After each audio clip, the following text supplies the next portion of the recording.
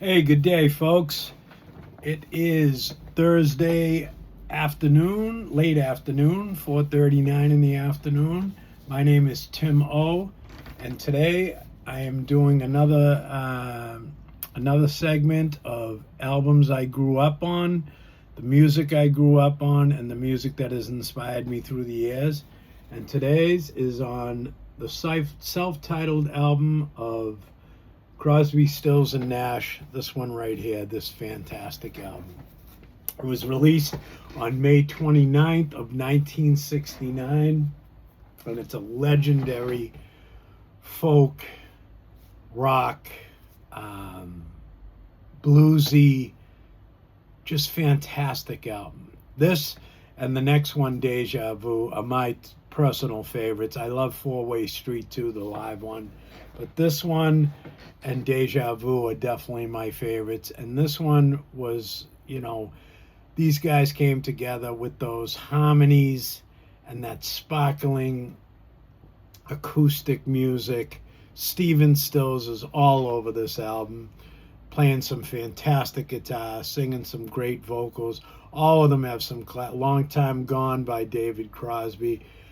Graham Nash's voice is just like, he's the English guy, and just a fantastic album. And it's been widely celebrated through the years. It's at times light, and then it soars with songs like Wooden Ships, and just the three-part vocal harmonies, as I said, are just second to none. And this album has seen some wear and tear through the years. This is not a brand new one. This is the gatefold. Great picture of the guys here. And then on the back with Dallas Taylor in the doorway, the drummer. And this was an old decrepit house that they came and took a picture at. It was in LA. And they came back because it wasn't in order the way they are. It's Nash, Stills, and Crosby. So they came back to shoot it. I think it was like the next day, and the place was torn down. So they had to use that photo. So that's why it's out of sync. But it's just a great album. Like I said, it masterfully blends folk, country, rock, and it's primarily, don't mind me, it's an acoustic, it's those acoustic guitars, backed by the trio's signature blend of vocal harmonies that really, it just steps out at you. And these guys' second gig that they ever played was Woodstock in front of like 300,000 people. So just fantastic. But the opening track, the Steven Stills epic, that's gone down in history as one of the great songs from the hippie rock era, basically about Judy Collins. It's called Sweet Judy Blue Eyes, and it's just that kind of sets the bar right there for me.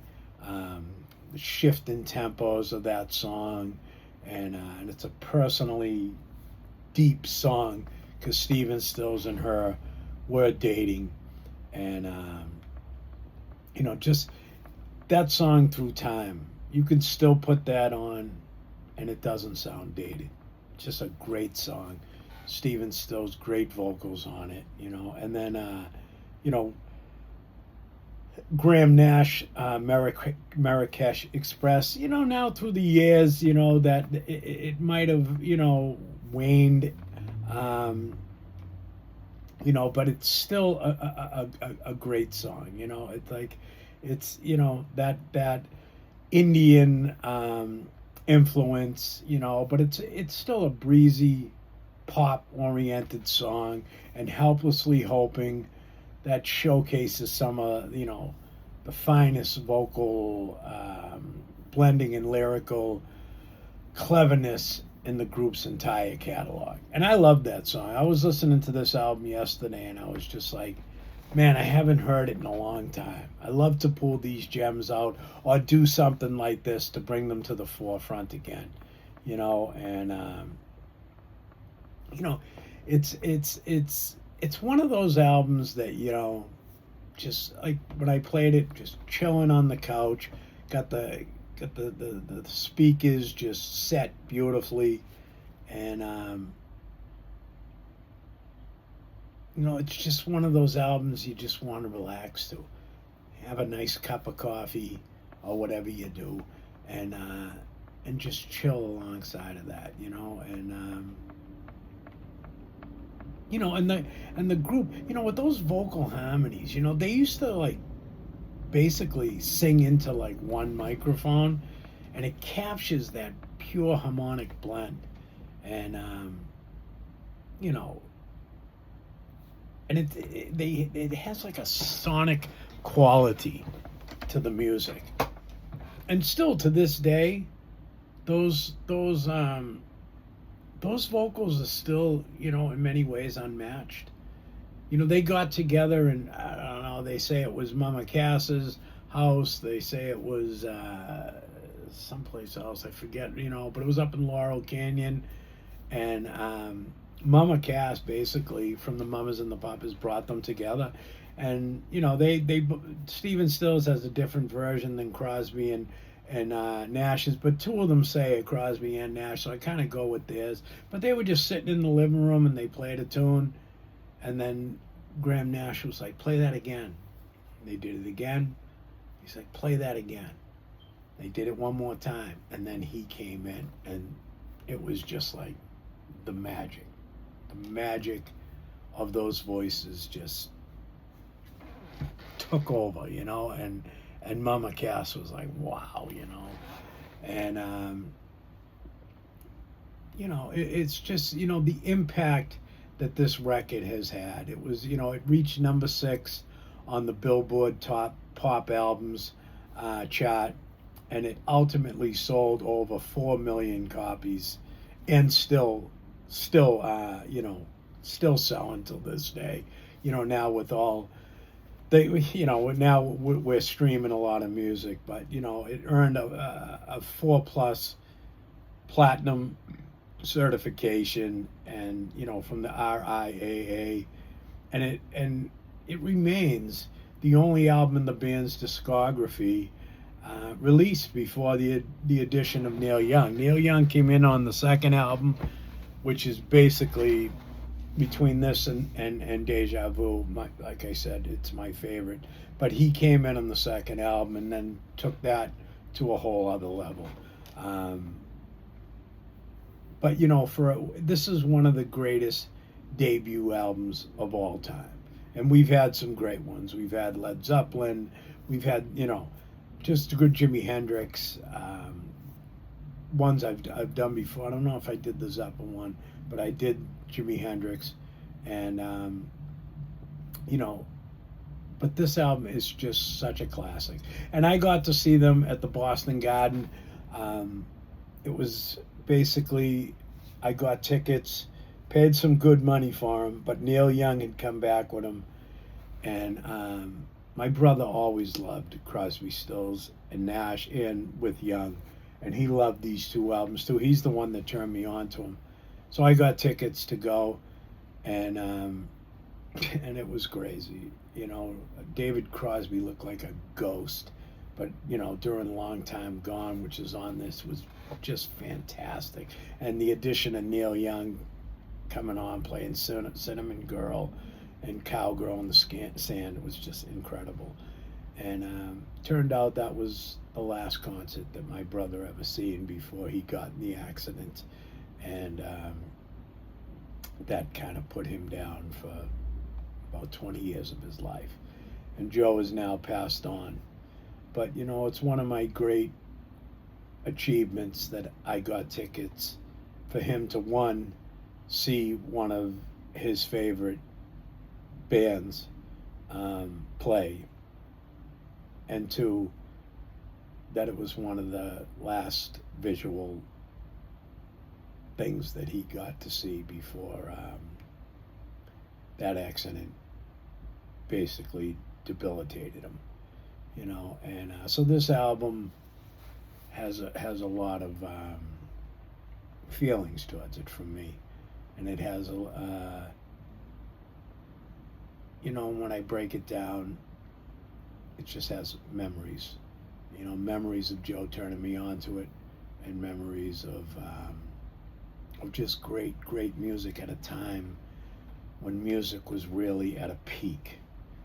And nowadays, there's some. I go see rock bands all the time, and there is a lot of underground music that doesn't make the radio that really is good and should be checked out. But back then, at this time, from the '60s into the early '70s, you just can't beat that music. It was the best. It was the best. It was raw. It was dynamic. It was experimental. It was happening like for the first time, and it was just classic. And that's why they call it classic rock, because it was classic. So, my feelings on this album, it's, as I said, fantastic album, great album to just chill with. I'm glad I put it on yesterday, and I was like, I want to do a video about this. It's just, and I will do Deja Vu in the future, because that is probably my favorite amongst the two, but this is right behind it. And yeah, if you really want to open up and like, who is this Crosby, Stills, and Nash? David Crosby, Stephen Stills, Graham Nash, and later Neil Young. This album, the debut, and Deja Vu, and even Four-Way Street are great places to start, because to me, those three albums are the best albums they ever did. That's just my opinion. I'm sure others have, and I do. What was that one? There's another one I can't remember right now. I think that's just called Crosby, Stills, and Nash too. But these two right here, they're the significant ones that really bring back memories of my childhood, of my brotherhood with my brother, and of that night we got to stand there and just raise our hands in the air when those four were just tearing it up. Those old songs were just, that was I never got to see Crosby, Stills, and Nash alone, but I seen them with Neil Young, and that night was epic show. And anybody that was there, I can't even remember the year, but I didn't hear anybody when we were walking out of there saying that show was no good. They just were on and on, full throttle. So anyways, like I said, the greatest albums of my life are still very near and dear to me. I own hundreds of them. I got music all over this place. I got music on the walls. I got memorabilia on the walls. I have a CD collection that I got so big I had to take it off the wall, and now I got it stored somewhere, and I still got albums, and I'm still buying them. They're a little more expensive than when I was buying them back in the day, but they're definitely worth it. So let the music do the talking. If you are on Facebook, please come over to one of my sites. I have two of them. I have Can't You Hear the Music, and I also have Let the Music Do the Talking. And we play a variety of stuff. People on there, it's a great music community. Lovers of rock and roll, lovers of blues, jazz, everything. I don't just stick with one thing, because there's too much out there and too much stuff that I've been influenced to just stick with one band or one type of music. But come on over, check it out. And anyways, have a great upcoming night, and take care all.